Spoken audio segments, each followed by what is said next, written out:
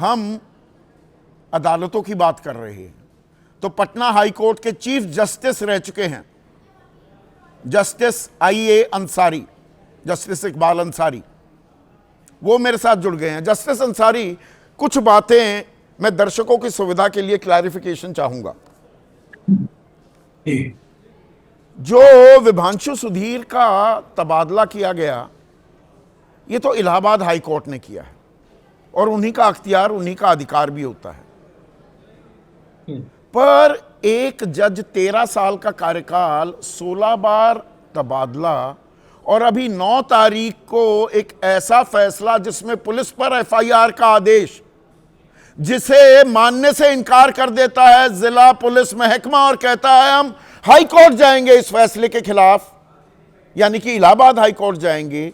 वही Allahabad high court फैसला देने वाले जज का तबादला कर देता है। ये सामान्य है क्या? ये नॉर्मल प्रक्रिया है क्या? नहीं, नॉर्मल तो नहीं है। ये ट्रांसफर अगर ये कोई एडमिनिस्ट्रेटिव रीजन से हुआ है तब भी ट्रांसपेरेंसी की डिमांड यही होगी कि लोगों को पता लगे कि ट्रांसफर क्यों हुआ है, क्योंकि नॉर्मल नहीं है, it's an abnormal thing. So something which is abnormal needs to be explain whoever is responsible. अब इस केस में ये बड़ी ताज्जुब की बात है कि एक ऑफिसर एक ऑर्डर देता है और पब्लिक परसेप्शन ये हो जाए कि आपको इस ऑर्डर देने की वजह से आपका ट्रांसफ़र हो रहा है।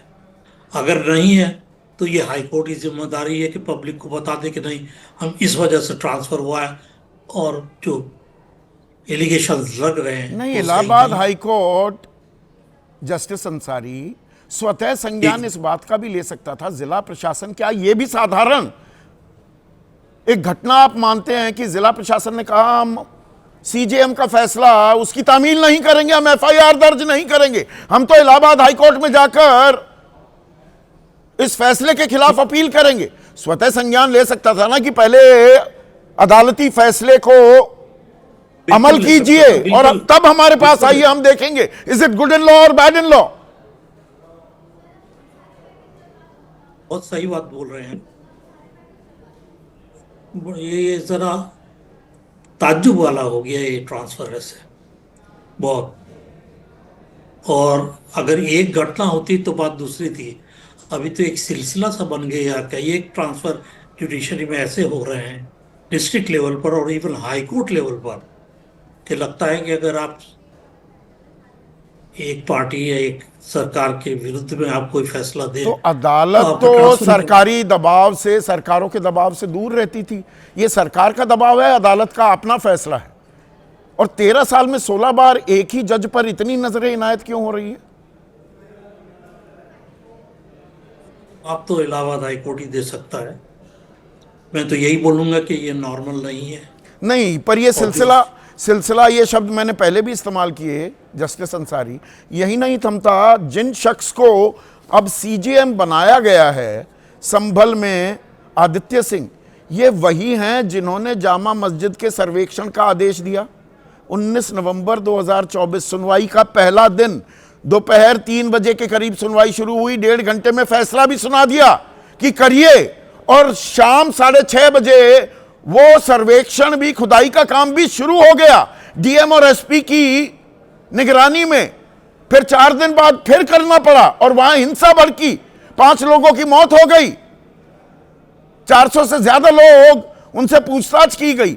और सुप्रीम कोर्ट ने इस फैसले को, सर्वेक्षण कराने के फैसले पर स्टे लगा दिया 29 नवंबर को। वही शख्स CJM बनकर आ जाते हैं संभल में। Strange coincidence. ये सारे कोइंसिडेंसेस तो बड़े अनयूजुअल हैं, और इसका एक्सप्लेनेशन तो इलाहाबाद हाई कोर्ट ही दे सकता है। लेकिन इतना जो समझ में आ रहा है कि अगर आप सरकार के खिलाफ कोई फैसला देंगे तो आपको उसका बर्डन सफ़र करना पड़ेगा। देखिए, ऐसा नहीं है कि ये नहीं हो सकता था, लेकिन इतना ज़्यादा होने लगा है कि अब मुझे नहीं लगता कि इवन सुप्रीम कोर्ट एक्सप्लेन कर सकता है अब जस्टिस नहीं, ये मुरलीधर क्या का संदेश देखिए, जाता है जो लोअर संदेश जुडिशरी है, डिस्ट्रिक्ट लेवल के जो जजेस हैं, जहां से दरअसल किसी भी केस की शुरुआत होती है कि जैसे सरकार चाहेगी वैसे ही फैसले सुनाए जाएं, क्या ये कहा जा रहा है जजेस को? और आप अलग हट के चलोगे तो तबादला कर दिया जाएगा। ऐसे जो जुडिशियल ऑफिसर्स हैं उनको प्रोटेक्ट करने की रिस्पॉन्सिबिलिटी है हाई कोर्ट की।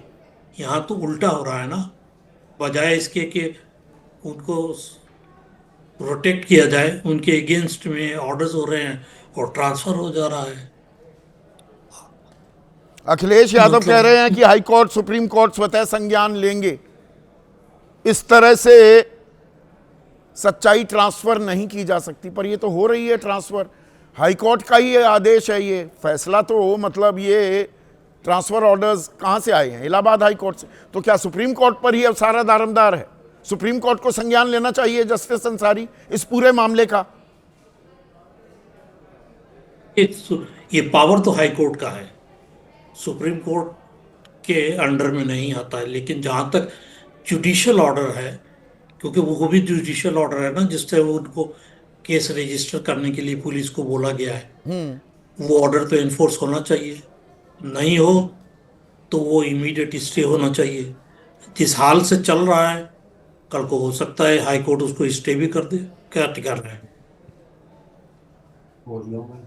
क्योंकि पुलिस के स्टैंड ये है कि इस विषय में ऑलरेडी इंक्वायरी हो चुका है, इसलिए एफआईआर की जरूरत नहीं है। ये फैसला तो पुलिस का नहीं हो सकता। जब कोर्ट को पावर है एफआईआर रजिस्टर करवाने का, और जब कोर्ट ने डायरेक्शन दिया है तो एफआईआर जरूर रजिस्टर होना चाहिए। तो उस पर अनयूजुअल ये इन्वेस्टिगेशन। शब्द आपने 4-5 दफा इस्तेमाल किया है।